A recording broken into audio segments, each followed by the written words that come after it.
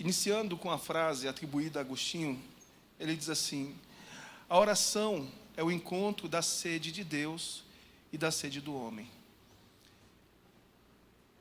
A oração é o lugar onde Deus, sedento pelo homem, o homem sedento por Deus, se encontram e saciam essa sede. Oração é relacionamento. Eu gostaria que você repetisse essa frase para você memorizar. Oração é relacionamento. Oração é relacionamento. E hoje nós vamos tratar desse tema a partir da história de um homem chamado Ezequias, que foi rei de Judá. Para a gente entender um pouco da história desse rei, é importante a gente voltar um pouco na história do seu pai, o rei Acais, para você entender em que condições foi que Ezequias recebeu o reino do seu pai. A Bíblia diz assim em 2 Crônicas, no capítulo 28, a partir do verso de número 1. Acais era o pai de Ezequias. Acais tinha 20 anos de idade quando começou a reinar e reinou 16 anos em Jerusalém. Não fez o que era reto aos olhos do Senhor, ao contrário de Davi, seu pai. Andou nos caminhos dos reis de Israel e até fez imagens fundidas aos Baalins. Também queimou incenso no vale de Ben-Rinom e queimou seus próprios filhos, segundo as abominações dos gentios, que o Senhor havia expulsado diante dos filhos de Israel. Também sacrificou e queimou incenso nos lugares altos, nas colinas e debaixo de toda árvore frondosa. Veja que Acais, pai de Ezequias, quando reinou sobre Judá, ele cometeu abominações aos olhos de Deus. E olha só que interessante, a Bíblia diz lá no versículo 3, também queimou incenso no vale de Ben-Rinom. Só a título de curiosidade, olha aqui para o pastor. Esse vale de Ben-Rinom era um lugar maldito, um lugar amaldiçoado, que mais tarde ele se tornou, repete assim, o Guiena. O Guiena. E para você entender, o Guiena foi a imagem que Jesus usou como ilustração para falar a respeito do inferno. Quando você ouve falar de inferno no Novo Testamento, você está ouvindo falar fala assim, Guiena, do Guiena. Esse Guiena, ele era um vale, ele era um terreno que ficava ali nas imediações de Jerusalém, que mais tarde, no tempo de Jesus, no tempo de Herodes, eles utilizavam para depositar os lixos, para depositar os entulhos, os restos produzidos por Jerusalém, produzidos por Israel. Eles também jogavam lá carcaças de animais, eles também lançavam lá corpos, cadáveres de malfeitores, por exemplo, para você ter uma ideia. E lá era um local onde, para se consumir o lixo, o entulho, eles tacavam fogo. Eles tacavam fogo. Então, a todo tempo se tacava fogo e a todo tempo se colocava lixo, a ponto de ser um lixão a céu aberto, onde o fogo não se apagava e o verme não morria. Era um lugar onde havia churume, havia verme, havia fogo, o odor era insuportável. A ponto de Jesus, quando fala a respeito do inferno, ele usa o Guiena como exemplo, que é onde o fogo não se apaga e o verme não morre. E nesse vale de Ben-Rinom, que é onde veio a se tornar o lixão de Israel, Guiena, é onde Acais deixou de adorar o verdadeiro Deus, o Deus de Abraão, de Isaac, de Israel, o Deus dos seus pais, e passa a adorar outros deuses. Baalins eram vários deuses cananeus, jebuseus, amorreus. Ele queima incenso e ele chega a oferecer ali, queimados, vivos, filhos, seus próprios filhos. Ele fez tudo que era abominável, tudo que era desagradável a Deus. E nessas condições, quem é que recebe o reino? Ezequias, filho de Acaias. O povo, os sacerdotes, os levitas, estavam todos corrompidos, todos servindo a outros deuses. Aí em 2 Reis, no capítulo 18, no versículo 1 diz assim: no 3º ano do reinado de Oséias, filho de Elá, rei de Israel, quem? Ezequias, repete assim, Ezequias, filho de Acais, rei de Judá, começou a reinar.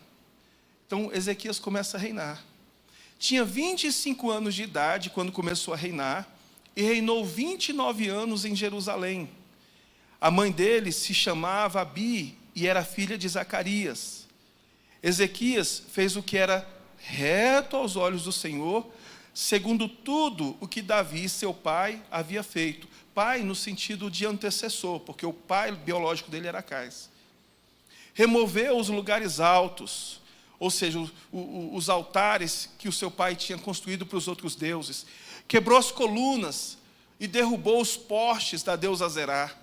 Também fez em pedaços a serpente de bronze que Moisés havia feito. Os filhos de Israel chamavam essa serpente de Neustã, e até aquele dia lhe queimavam incenso. Aí lá no versículo 5 diz: Ezequias confiou no Senhor, Deus de Israel, de maneira que não houve ninguém como ele entre todos os reis de Judá, nem antes nem depois dele, porque se apegou ao Senhor, não deixou de segui-lo e guardou os mandamentos que o Senhor ordenou a Moisés. Amém? Então, nem antes de Ezequias e nem depois de Ezequias, alguém se dedicou tanto a Deus, demonstrou tamanha confiança a Deus, devoção a Deus, como Ezequias. Para você ter uma ideia, em 2 Crônicas, no capítulo 29, a partir do verso de número 3, diz: no 1º ano do seu reinado, no reinado de Ezequias, no 1º mês, abriu os portões da casa do Senhor e os reparou. A primeira coisa que ele fez foi restituir o culto, abrir os portões da casa de Deus. Trouxe os sacerdotes e os levitas, reuniu-os na Praça Leste e lhes disse: escutem, levitas, santifiquem agora a si mesmos e santifiquem a casa do Senhor, Deus de seus pais. Tirem do santuário tudo que é impuro. Ezequias chama os sacerdotes e os levitas para que eles se santifiquem, para que eles se purifiquem, para começar a prestar culto a Deus. No versículo 31 diz: Ezequias tomou a palavra e disse: agora vocês se consagraram ao Senhor, venham, entregam sacrifícios e ofertas de ações de graças à casa do Senhor. A congregação trouxe sacrifícios e ofertas de ação de graças, e todos os que estavam de coração disposto trouxeram holocaustos. Além dos holocaustos em abundância, houve também a gordura das ofertas pacíficas e as libações para os holocaustos. Então veja que, logo no início do seu reinado, e nós poderíamos discorrer muito mais sobre isso, porque o texto é bem mais longo, eu fiz apenas um resumo, mas é importante você ler na sua casa. A história de Ezequias, ela perpassa por 2 Reis, ela perpassa por Crônicas, fala também em Isaías, em Jeremias, e é um dos reis mais importantes da história de Israel, no caso de Judá. Mas para você ver, ele pega o reino totalmente destruído, principalmente no aspecto espiritual.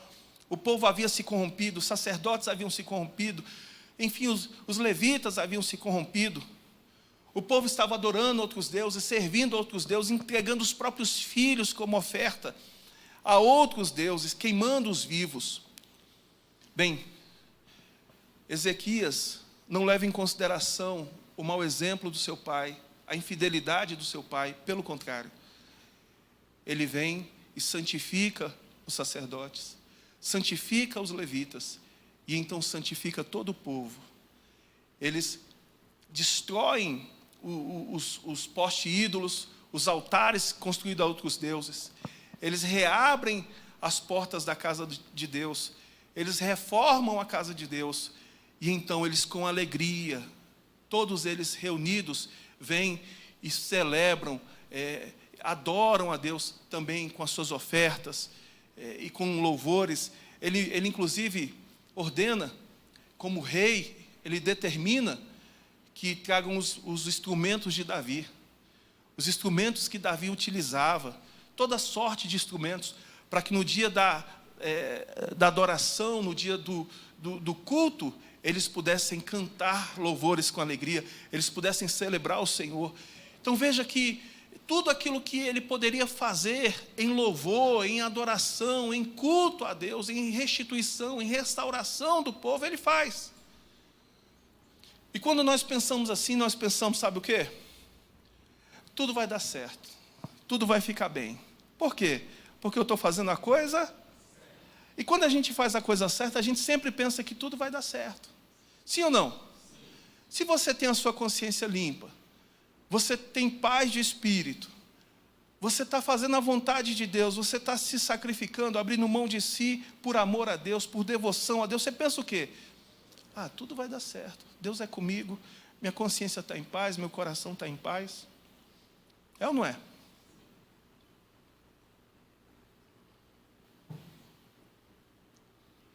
Olha o que aconteceu. Segundo Reis 18, no 13.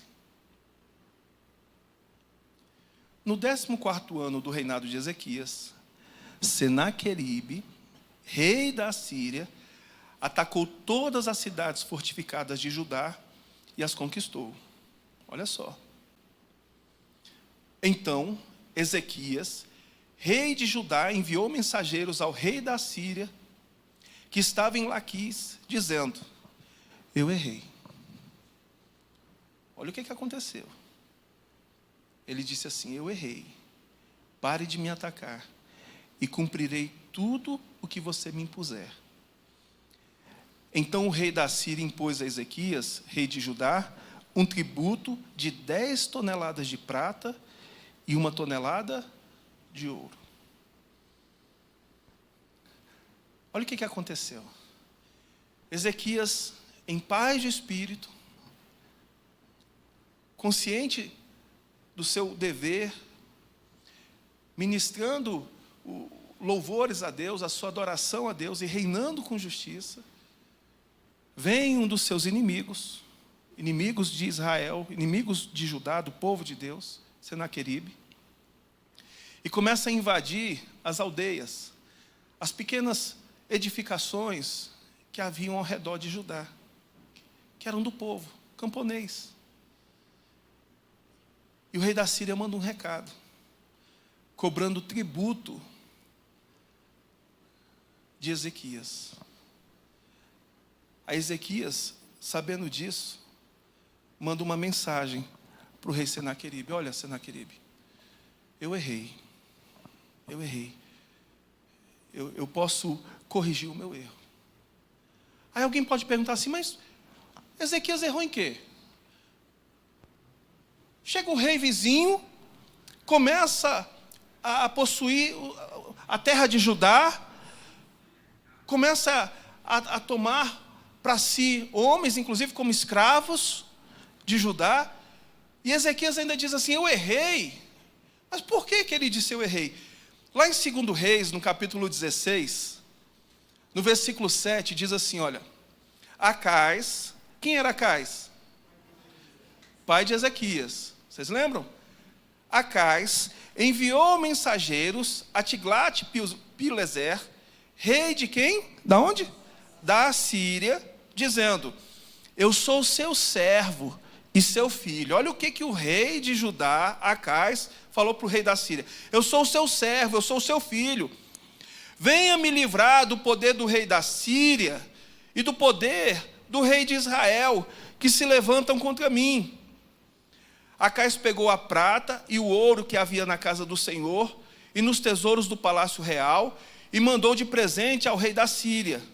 O rei da Síria lhe deu ouvidos, subiu contra Damasco, tomou-a e levou o povo para Quir e matou em Rezim. O que aconteceu no passado? Judá era descendente de Davi, era povo de Deus, eles eram da linhagem de Davi. Israel também era povo de Deus, também era descendente de Abraão, de Isaac, de Jacó, Mas houve uma divisão. Eram 12 tribos. 10 tribos ficaram ao norte e 2 tribos ao sul, Judá e Benjamim. E houve uma divisão dentro do povo de Deus. E Israel, que era o reino do norte, queria invadir o reino do sul, para unificar e se tornar um reino só. Mas o reino do sul não queria ceder. E aí o que Acais, que era o rei do reino do sul, fez?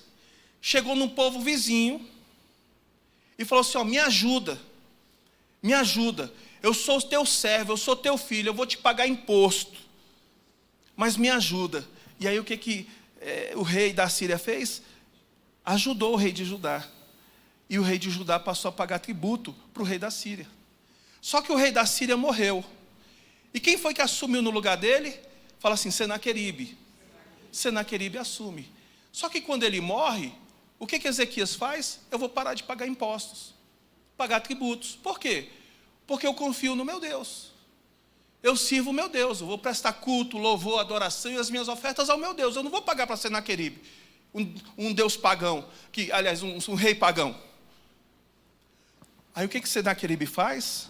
Então eu vou invadir Judá. Você vai parar de pagar tributo? Você vai parar de pagar imposto? Então eu vou invadir Judá. Aí o que Ezequias faz? Eu errei. E Ezequias então oferece ouro e prata para Senaqueribe. Até aí tudo bem. Então Ezequias vai ficar em paz. Sim ou não? Será que ele vai ficar em paz? Pelo contrário. Senaqueribe vem e insiste em invadir.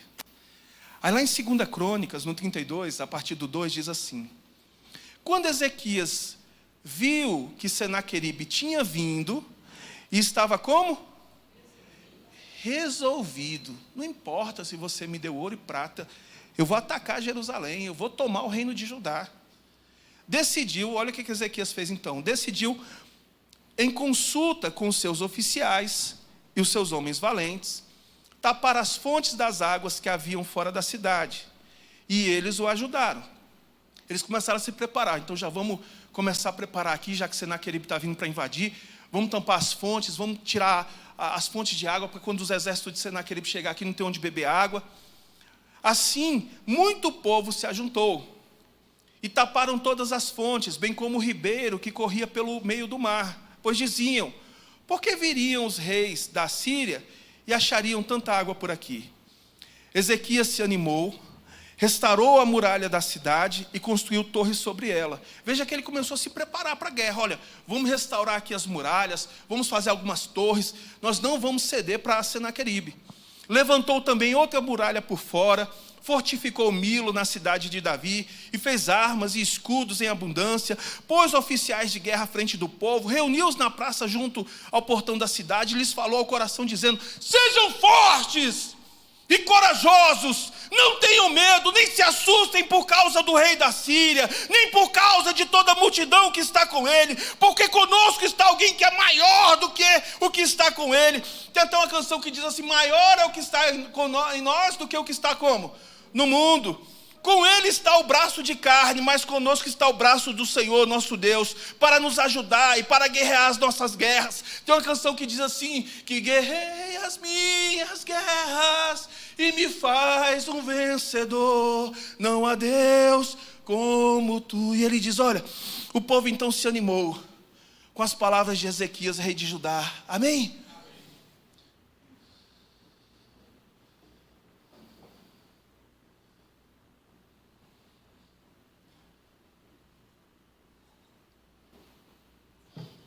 Aí em 2 Reis 19 diz assim,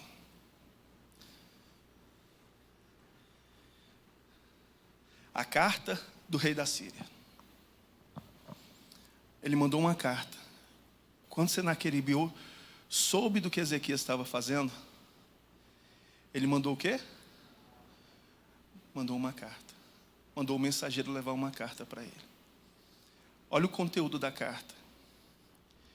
Digam a Ezequias, rei de Judá. Aí que vem o conteúdo. Não deixe que o seu Deus, em quem você confia, o engane. Senaqueribe era do demônio mesmo, viu? Não deixe que o seu Deus, em quem você confia, o engane. Ao dizer, Jerusalém não será entregue nas mãos do rei da Síria. Você já ouviu o que os reis da Síria fizeram com todas as terras, como as destruíram totalmente? E você pensa que poderá escapar? Será que os deuses das nações livraram os povos que os meus pais destruíram em Gozã, Arã e Rezefé, e os filhos de Éden que estavam em Telassar? Onde está o rei de Ramate, o rei de Arpade, o rei da cidade de Sefarvaim, e de Rena, e de Ivã, e assim por diante?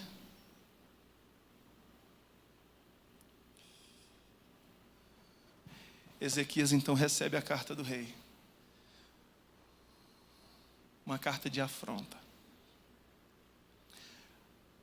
Aí em 2 Reis 19, a partir do 14. Repete assim comigo. Ezequias decide orar. Ele foi fazer o quê? Orar. Olha que interessante. Ezequias recebeu a carta das mãos dos mensageiros e a leu. Então Ezequias subiu à casa do Senhor e estendeu a carta diante do Senhor. E Ezequias orou diante do Senhor, dizendo, ó Senhor, Deus de Israel, que estás entronizado acima dos querubins, somente Tu és Deus, o Deus de todos os reinos da terra. Tu fizestes os céus e a terra. Inclina, ó Senhor, os ouvidos e ouve. Abre, Senhor, os olhos e vê. Ouve as palavras de Senaqueribe, as quais que ele enviou para afrontar o Deus vivo. É verdade, Senhor, que os reis da Síria assolaram todas as nações e as suas terras, e lançaram no fogo os deuses deles, porque não eram deuses, mas objetos de madeira e pedra, feitos por mãos humanas. Por isso o destruíram. Agora, ó Senhor nosso Deus, livra-nos das mãos dele, para que todos os reinos da terra saibam que só Tu, ó Senhor, é Deus. Eu queria atentar para esse detalhe. Eu queria chamar a sua atenção. Escuta isso, por favor.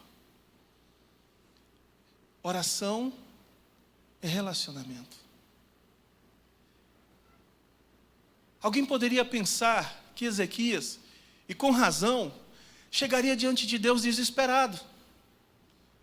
Meu Deus, meu Pai, não é possível, Senhor, que eles vão nos invadir, vamos perecer, vamos morrer, meu Pai. Não é possível. Ele poderia fazer isso? Poderia, e com direito, sim. Afinal de contas, a vida dele estava em risco. A vida do povo estava em risco. Mas observe que Ezequias fala muito mais a respeito do Senhor Deus do que de si mesmo ou do povo. O que causava indignação, revolta dentro de Ezequias, é saber que Senaqueribe não estava afrontando a si, o povo de Judá, mas estava afrontando quem? Porque naquela altura, pessoal, não existia a compreensão pós-moderna que nós temos hoje, essa ideia política que nós temos hoje, essa ideia, essa visão, essa cosmovisão, né, a visão de mundo que nós temos hoje, como, por exemplo, Rússia e Ucrânia. É uma guerra entre dois estados. Não existia essa concepção pós-moderna. Naquela altura, quando se pensava na batalha entre dois povos, se entendia que o meu Deus vai prevalecer contra o seu. Quem dava vitória nas guerras e nas batalhas era Deus. E o Deus mais poderoso é que prevalecia. E por isso, esse Deus escolhia o seu rei. Esse Deus escolhia o seu sacerdote. E esse rei e esse sacerdote, eles governavam todo o povo. O governo, ele era teocêntrico, ou seja, teos, que vem do grego, né, de Deus, Deus no centro, teocêntrico. Hoje, o governo é antropocêntrico. Quem está no centro é quem? É o presidente, é o primeiro-ministro, não é assim? É o governador. Naquela altura, não. Deus era o centro. Pode ver que quando Senaqueribe afronta Ezequias, ele fala assim, ó, não permita que o seu Deus te engane. E o que causa essa indignação em Ezequias é exatamente isso. É saber que Senaqueribe prevalecer contra Judá, era os deuses dos assírios prevalecerem contra o Deus de Judá, o Deus de Abraão, de Isaac e de Israel, de Judá. E por fim ele diz, nos dê a vitória, para que todas as nações saibam, todos os reinos da terra saibam, que só tu, ó Senhor, és Deus. Amém? Veja que havia uma preocupação em Ezequias a respeito da reputação, da fama de Deus. Você já parou para pensar que ele orou por Deus? Você já tinha ouvido alguém falar isso? Eu estou orando por Deus. Você está orando a quem? A Ele mesmo. Deus, é igual o filho quando pede dinheiro para comprar o presente do Dia dos Pais, não é? Pai, tem como me dar um dinheiro? Para quê? Para eu fazer uma surpresa no Dia dos Pais para o Senhor. Assim foi a oração de Ezequias. Ele orou a Deus. Orou a quem? A Deus. Mas para você ver que assim como o filho que não tem posses, ele tenta presentear o pai, ele tenta agradar o pai, mesmo que com os recursos do próprio pai, mas você percebe o amor, o carinho, o desejo de celebrar o pai, a mesma forma Ezequias. Deus, não é justo falar isso do Senhor, assim com o Senhor. Veja, oração é relacionamento. Então, no versículo 20. Então, Isaías, filho de Amós, Isaías, o profeta Isaías, mandou dizer a Ezequias, assim diz o Senhor, o Deus de Israel, eu ouvi a oração que você me fez a respeito de Senaqueribe, rei da Síria, e esta é a palavra que o Senhor falou a respeito dele. Olha o que Deus responde, olha o que Deus fala, a virgem, a filha de Sião, desdenha e zomba de você. Isso é Deus falando para quem? Para Senaqueribe. Deus responde Ezequias, e olha o que Deus está falando para Senaqueribe. A virgem, a filha de Sião, olha como Deus olha para Judá, como uma criança, uma menina pura, indefesa. A virgem, a filha de Sião, desdenha e zomba de você. A filha de Jerusalém meneia a cabeça atrás de você. A quem você afrontou? E de quem blasfemou? E contra quem você levantou a voz e ergueu os olhos com arrogância? Contra o Santo de Israel. Mas eu sei onde você está. Conheço o seu sair e o seu entrar. E o seu furor contra mim. Por causa do seu furor contra mim. E porque a sua arrogância subiu até os meus ouvidos. Eis que porei o meu anzol no seu nariz e o meu freio na sua boca, e farei você voltar pelo caminho por onde veio. Amém? Aí lá em Isaías 37, ele fala da destruição do exército da Síria.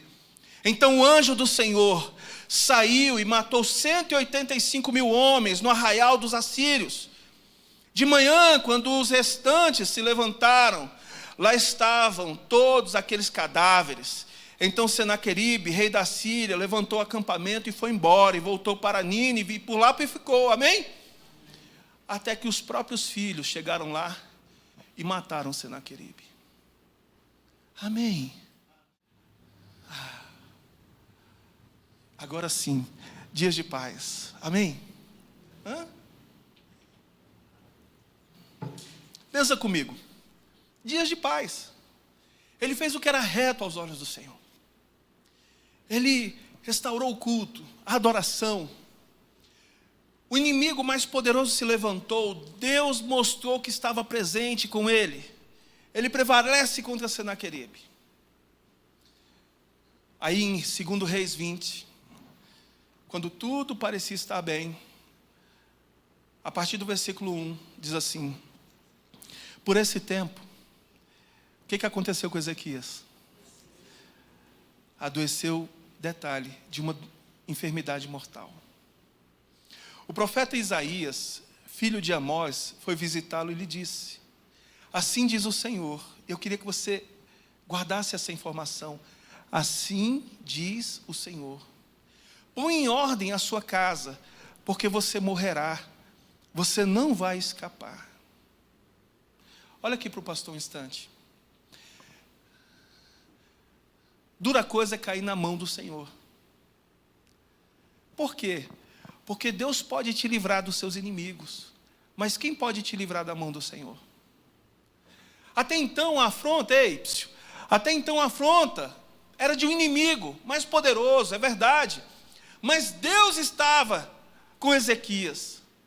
Agora é o próprio profeta Isaías que chega até Ezequias e diz: assim diz o Senhor, põe em ordem a sua casa, porque você morrerá e você não vai escapar.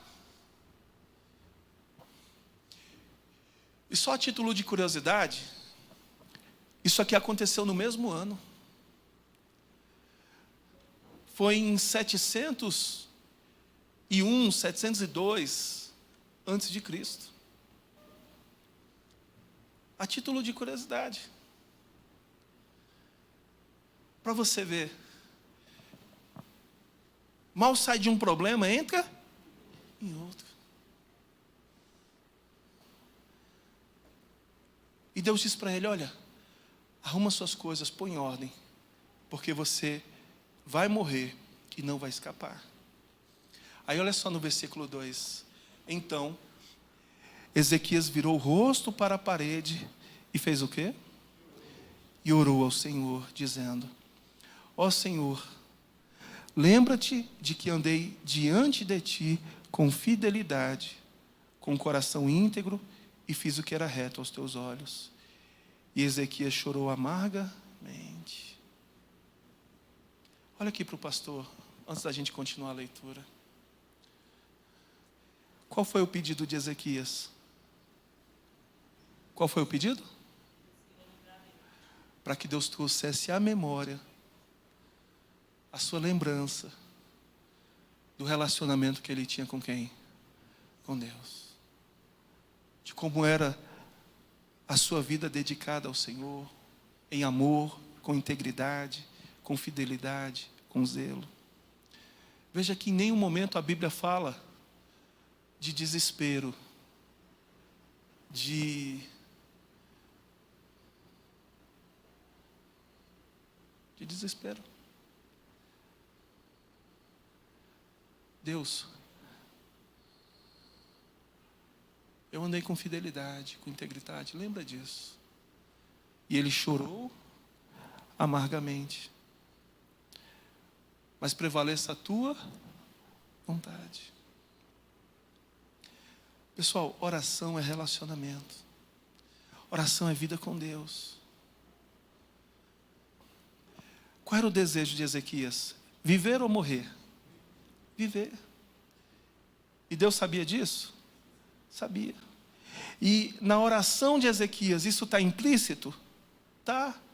Está velado? Tá. Mas está óbvio? Tá. Porque senão ele nem oraria ao Senhor. Ele arrumaria as suas coisas. Quando ele recebe a notícia, em vez de pôr as suas coisas em ordem, o que ele faz? Ele vira o rosto para a parede e vai orar ao Senhor. É óbvio que ele não queria morrer, ele queria viver. Então o profeta Isaías se vira e sai. Ele deu o recado, a mensagem que Deus havia mandado.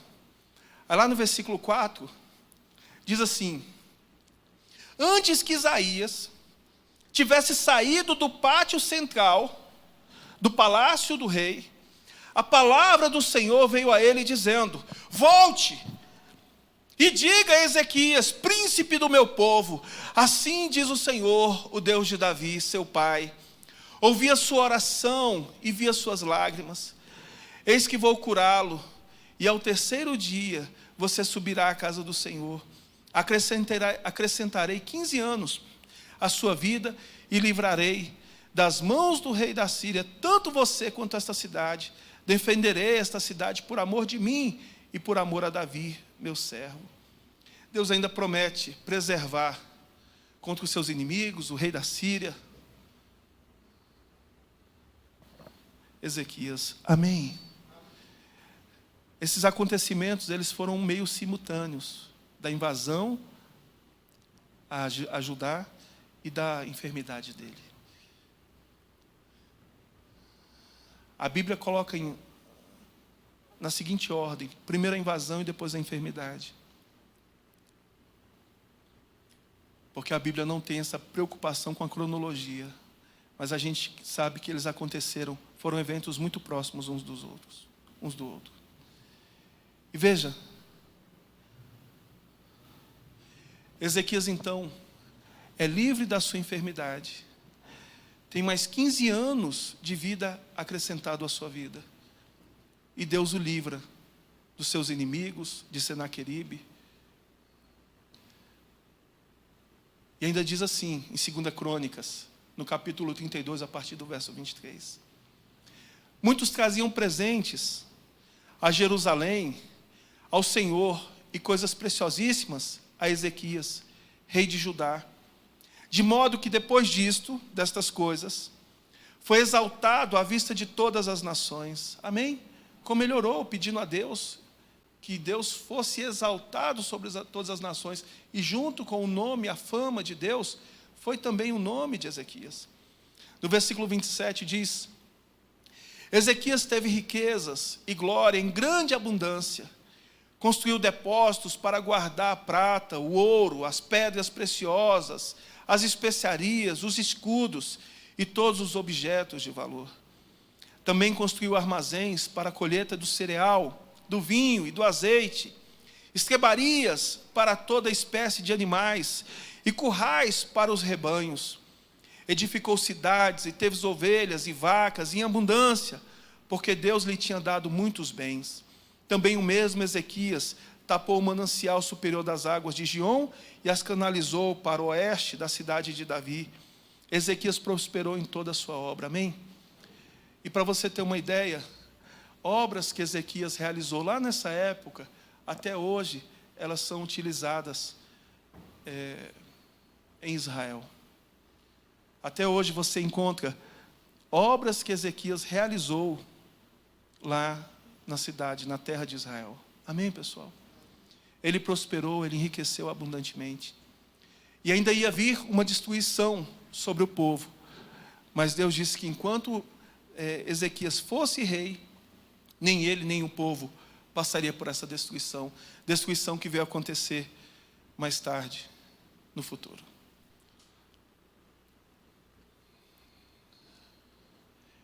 Em 2 Crônicas 32, no 32 diz: quanto aos demais atos de Ezequias e as suas obras de misericórdia, tudo está escrito na visão do profeta Isaías, filho de Amós, e no livro da história dos reis de Judá e de Israel.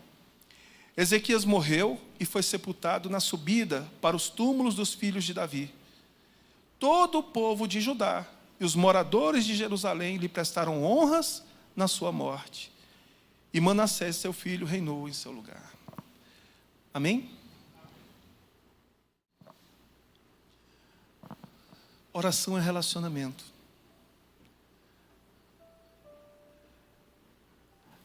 Para você ver, duas situações de calamidade, de morte, irreversíveis que Ezequias enfrentou,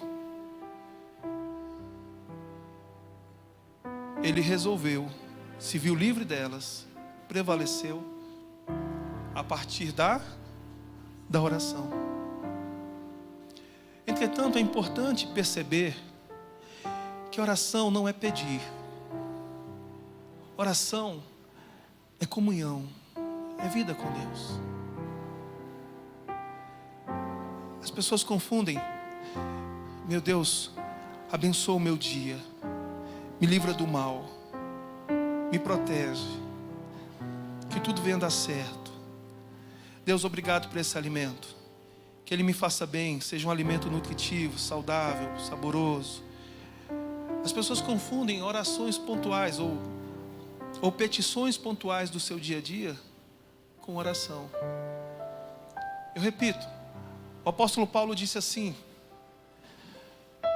orai sem cessar. Como alguém poderia, num ato religioso de se curvar, por exemplo, orar sem cessar?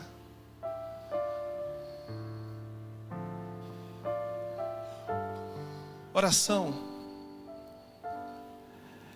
é contemplação. Oração é reflexão. Oração é envolvimento. Oração é relacionamento. Quando você de fato vai falar com o Senhor, você não precisa nem sequer estar numa postura religiosa, com os joelhos dobrados, por exemplo, ou com as mãos erguidas aos céus. Quando você vai falar com o Senhor, pode ser ao longo do seu dia, enquanto você está andando, enquanto você está, por exemplo, no transporte público, no ônibus, no metrô, os seus pensamentos estão longe. Você está ali de corpo presente, mas o seu espírito, o seu ser, ele está ali meditando na bondade de Deus, na justiça de Deus, na palavra de Deus. Você está ali falando com Deus da importância dele para você, falando também dos seus dilemas, das suas tristezas, dos seus aborrecimentos, falando dos seus pecados, do que você precisa consertar, corrigir. Falando: Deus, sabe, às vezes eu me sinto tão triste com as coisas que eu passo na vida. Às vezes são notícias que machucam tanto a minha alma, meu coração. Mas falar também, sabe, a minha confiança está no Senhor. Ah, meu Deus. Poxa, como que alguém pode viver sem o Senhor? O Senhor é tão precioso, é tão valioso.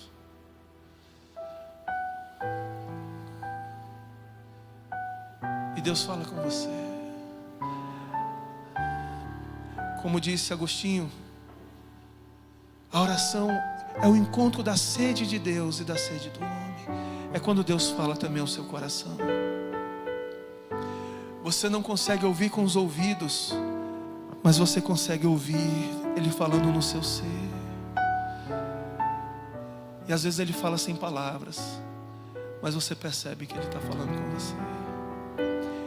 E o meu convite, eu faço um convite a você, que você ore ao Senhor, que você ore ao Senhor, e você desenvolva com Ele um relacionamento. Sabe, posso dar um exemplo prático? Em vez de você pegar na hora do almoço, fechar os olhos e falar assim: Deus, obrigado por esse alimento. Enquanto você come, fala com Ele. Sabe, meu Deus, o Senhor sempre me alimenta. Você vai comendo, você está com os olhos abertos, mas você está ali em comunhão. O Senhor sempre supre as minhas necessidades. O Senhor jamais deixou faltar o alimento sobre a minha mesa. Eu sou tão grato ao Senhor por isso. Sabe, antes de dormir, você adormecer falando com Deus. Sim, Você parar um pouco antes de dormir, sentar, de repente, na borda da cama ali, falar, sabe, Deus,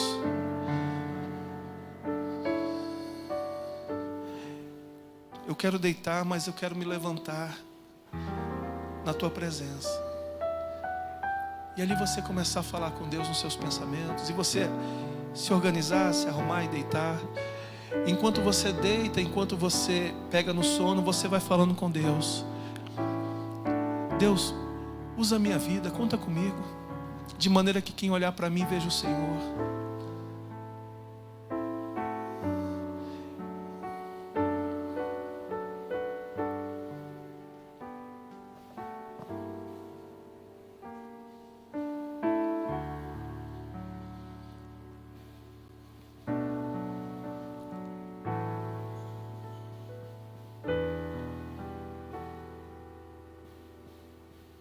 Amém?